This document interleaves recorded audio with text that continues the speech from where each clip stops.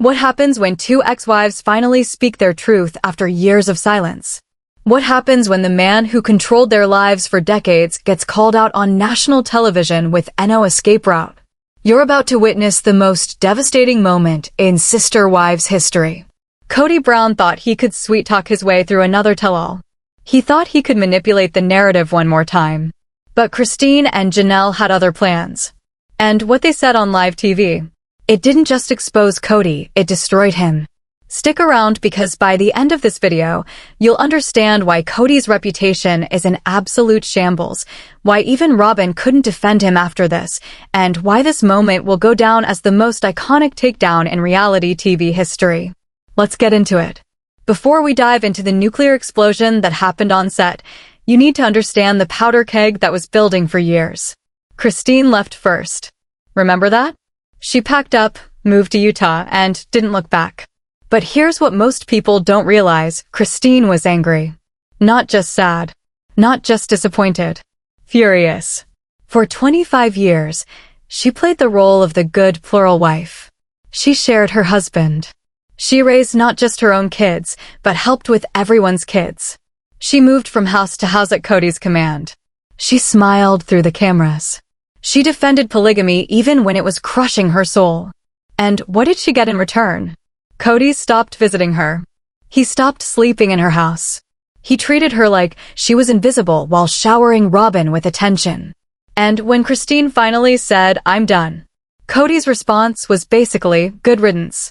That rejection? That dismissal? It didn't break Christine. It freed her. Then came Janelle. Now Janelle's departure was different. Janelle is logical, practical, slow to anger. She's the wife who always tried to see Kody's side. Who made excuses for him. Who believed in the family structure even when it was clearly failing. But even Janelle has a breaking point. When Kody essentially abandoned her during COVID, barely visiting, showing zero affection, treating her sons like enemies, something shifted. The woman who had been Kody's buddy wife for 3 decades suddenly realized, he doesn't actually love me. He never did. And that realization? That's what makes someone dangerous. Not angry dangerous. Truth dangerous. So when Christine and Janelle showed up to this tell-all, they weren't there to play nice. They weren't there to protect Kody's ego. They weren't there to maintain the illusion of a happy plural family. They were there to speak facts. And Kody? He was utterly unprepared. The tell-all started normally enough. Host Sukanya Krishna asked some softball questions. Kody did his usual performative gestures, running his hands through those ridiculous curls, sighing dramatically, playing the victim. But then Sukanya turned to Christine and asked the question, what do you wish you had said to Kody when you were married that you couldn't say then? And Christine? She didn't hesitate. I wish I had told him that he was a terrible husband. Not just to me, to almost all of us.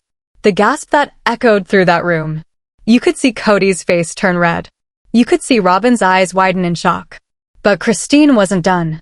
For years, I thought something was wrong with me. I thought if I was skinnier, prettier, more obedient, more perfect, maybe he'd love me the way he loved Robyn. But here's what I finally understood. It was never about me. Kody is incapable of loving anyone who doesn't worship him completely. Boom. First bomb dropped. Kody tried to interrupt. Now wait, Christine, that's not fair, but Sukanya shut him down. Let her finish, Kody. And Christine continued, you want to know what's really sad? I wasted 25 years loving a man who saw me as an employee. Not a wife. Not a partner. An employee who was supposed to raise kids, move when he said move, smile when he said smile, and never ever complain about being neglected. The studio was silent. Even the crew looked uncomfortable. This wasn't reality TV drama, this was real pain being processed in real time. But here's where it gets even more devastating. Janelle spoke up. Now remember, Janelle is not the emotional one. Janelle is calm, measured, rational. So when SG speaks, people listen. And what she said next? It cut deeper than anything Christine said. Janelle looked directly at Kody and said, you know what the saddest part is? I don't think you ever liked me. Not just loved, liked. We were supposed to be best friends. That's what you always told me. Janelle, you're my buddy. You get me. But a friend doesn't abandon you when things get hard. A friend doesn't choose sides. A friend doesn't turn your own children against you. Kody's face went from red to pale, because he knew exactly what she was talking about. During COVID, Kody's relationship with Janelle's sons, especially Garrison and Gabriel, completely fell apart. Kody demanded obedience to his extreme COVID rules. When the boys pushed back, Kody wrote them off. He stopped visiting. He stopped calling. He treated them like they were enemies instead of his own sons. And Janelle never forgot that. You want to talk about loyalty? Janelle continued, her voice getting stronger. I was loyal to you for 30 years. I defended you when people called you a narcissist. I made excuses when you ignored me for months. I told myself that plural marriage meant sacrifice. But you? The moment I didn't fall in line with your COVID rules, the moment I supported my sons instead of blindly obeying you, I became nothing to you. The camera cut to Kody and, oh my God, the look on his face. He looked like he'd been slapped. He opened his mouth to respond, but nothing came out. Because what could he say? Everything Janelle said was true. But wait, it gets worse for Kody. Here's where Christine and Janelle went from calling Kody out to absolutely dismantling him with facts. Sukanya asked Kody directly, do you think you were a good husband to Christine and Janelle? And Kody, because he's Kody, said, I tried my best. I was juggling 4 wives, 18 kids, multiple houses. I was stretched thin. I did the best I could with the circumstances. Classic Kody. Blame the circumstances. Play the victim. Accept zero accountability. Christine literally laughed. Not a polite chuckle. A full, incredulous laugh. Kody, you were at Robyn's house. Every single night. You weren't stretched thin. You chose to spend all your time with one wife while neglecting the rest of us. Kody tried to deny it. That's not true, Christine. I divided my time. Liar. The word hung in the air like a guillotine. Christine pulled out her phone. You want me to read the calendar I kept? The one where I tracked every single night you stayed at each house? In the entire year before I left, you slept at my house 4 times. 4 times in 365 days. And you want to sit there and tell me you were dividing your time? The camera zoomed in on Kody's face, and you could see him crumbling. Because he had no response. No excuse. No manipulation tactic left. But Janelle wasn't done either. And let's talk about money, Janelle said, her business brain activating. For years, you told us we were all equal. Equal wives, equal partnerships. But Robyn's house? Mansion. My rental? Falling apart. Christine's house? She had to BG you to fix the broken appliances. Where did all the family money go, Kody? Because it sure didn't go to creating equity. Ouch! Financial receipts are the worst kind of receipts because numbers don't lie. Kody stammered. The finances were complicated. No, Janelle interrupted. They weren't complicated. You chose to prioritize Robyn financially, emotionally, and physically. Just admit it. And here's the thing that made this moment truly devastating. Kody couldn't admit it. Even with all the evidence. Even with his ex-wives staring him down on national television. Even with millions of viewers watching. He still couldn't own his truth. Instead, he did what narcissists do. He deflected. You know what? Kody said, his voice rising. Both of you wanted out. Both of you wanted to destroy this family. You're sitting here blaming me, but you're the ones who left. Oh. Big mistake, Kody. Christine's face transformed. The hurt disappeared, replaced by pure steel. You're right. I did leave. Want to know why? Because staying was killing me. Literally. I had anxiety attacks. I cried myself to sleep. I felt worthless. And I finally realized this isn't what God wants for me. This isn't what love is supposed to feel like. So yes, I left. And it was the best decision I ever made. She leaned forward, making sure Kody couldn't escape her gaze. And here's what really bothers you, Kody. I'm happy now. Genuinely, authentically happy.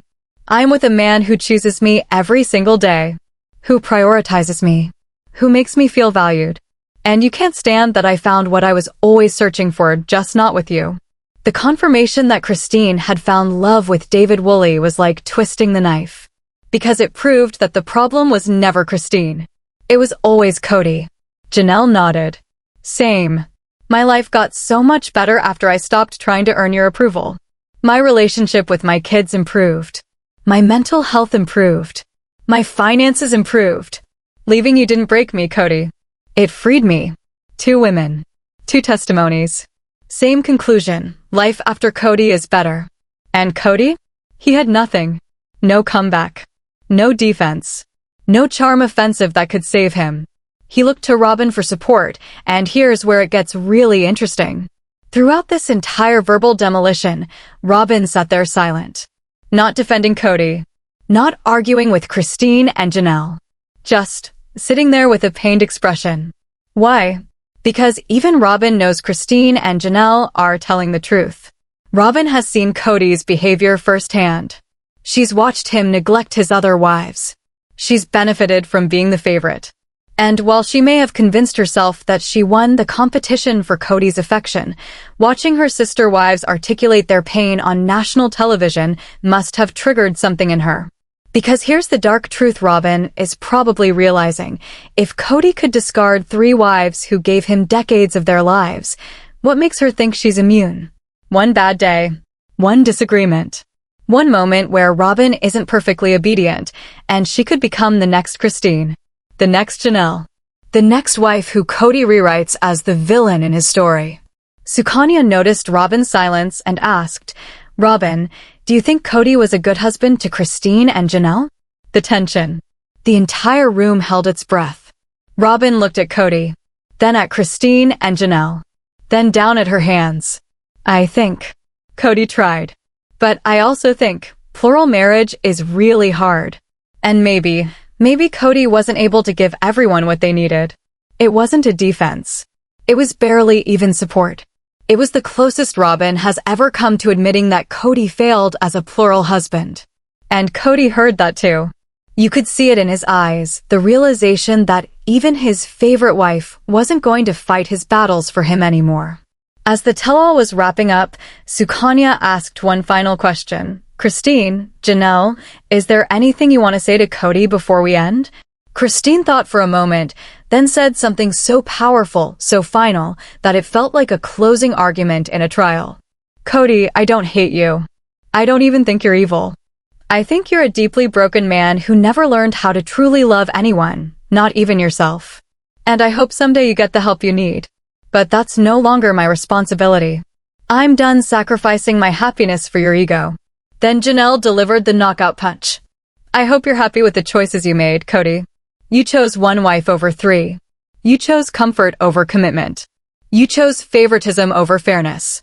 And now you have exactly what you wanted, a monogamous relationship with Robyn. I just hope it was worth losing everyone else. Game. Set. Match. Kody sat there, visibly deflated. No curls tossing. No dramatic sighs. No victim playing. Just a man forced to confront the consequences of his actions on national television with nowhere to hide. The cameras captured it all. Every micro-expression. Every uncomfortable silence. Every moment of realization that he'd been exposed. And when the tell-all ended, Kody walked off set without saying goodbye to anyone. So what happened after this tell-all aired? The internet exploded. Social media was flooded with support for Christine and Janelle. Hashtags like #TeamChristine and #TeamJanelle trended for days. Memes of Kody's defeated face circulated everywhere. Think pieces were written about narcissism, religious trauma, and unhealthy relationship dynamics. But here's what's really significant. This tell-all changed the narrative forever. For years, Kody tried to frame himself as the victim, the misunderstood patriarch, the man trying to hold a family together while his wives abandoned him. He relied on public sympathy and the woe is me storyline. But after this?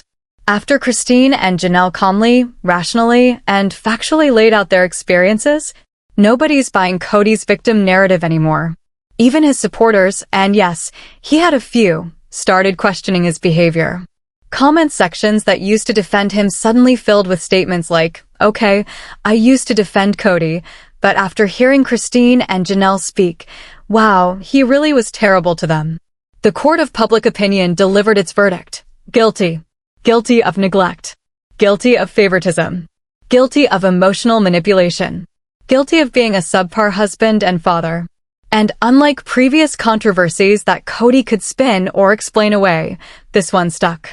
Because it wasn't tabloid rumors or producer manipulation or editing tricks. It was his ex-wives speaking their truth with receipts on live television. But let's zoom out for a second. Why does this tell-all matter beyond just sister-wives drama? Because Christine and Janelle did something revolutionary. They reclaimed their narratives. For decades, their stories were filtered through Kody's perspective. He controlled how they were portrayed. He decided which memories were correct. He wrote the family history with himself as the hero. But on this tell-all, Christine and Janelle took that pen out of Kody's hand and rewrote the story from their perspectives. They said, no, actually, this is what really happened. This is how it really felt. And you don't get to gaslight us anymore. That act of reclamation is powerful. It's why so many viewers, especially women who've experienced similar dynamics, felt emotionally connected to this moment. Because we've all had a Kody in our lives. Someone who controlled the narrative. Someone who made us question our own reality. Someone who played the victim while being the villain. And watching Christine and Janelle stand up and say enough? That's cathartic. That's empowering. That's justice. This tell-all wasn't just about exposing Kody.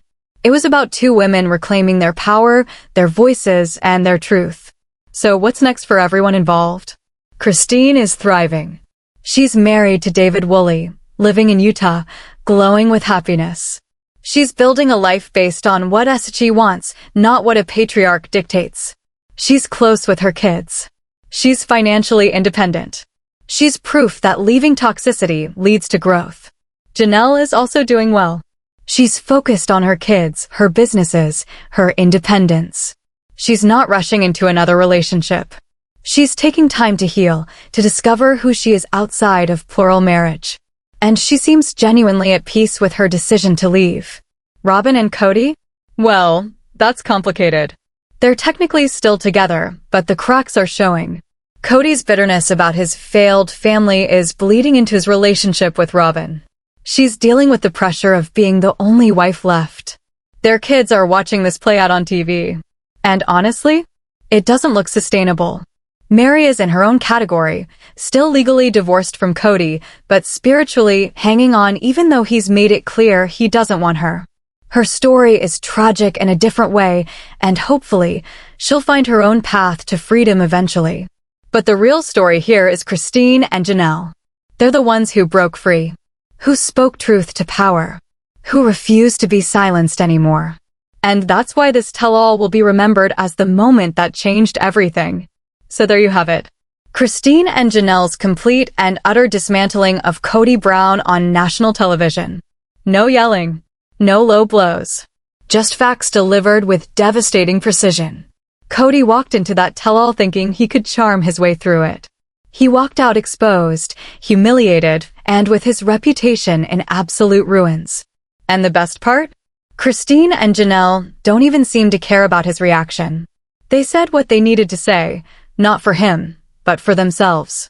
For their healing. For their closure. That's what makes this moment so powerful. It wasn't about revenge. It was about truth. Will Kody ever recover from this? Honestly, probably not. Because you can't unring this bell. Millions of people watched Christine and Janelle systematically dismantle his carefully constructed narrative. That's his legacy now. Meanwhile, Christine and Janelle are out here living their best lives, proving that sometimes the bravest thing you can do is walk away from what's killing you and step into what frees you. If you found this deep dive helpful, make sure to like and subscribe for more Sister Wives content. Drop a comment below telling me, Team Christine, Team Janelle, or Team both. And remember, you deserve relationships that add to your life, not subtract from it. If watching Christine and Janelle's journey taught us anything, it's that it's never too late to choose yourself. Thanks for watching. I'll see you in the next one.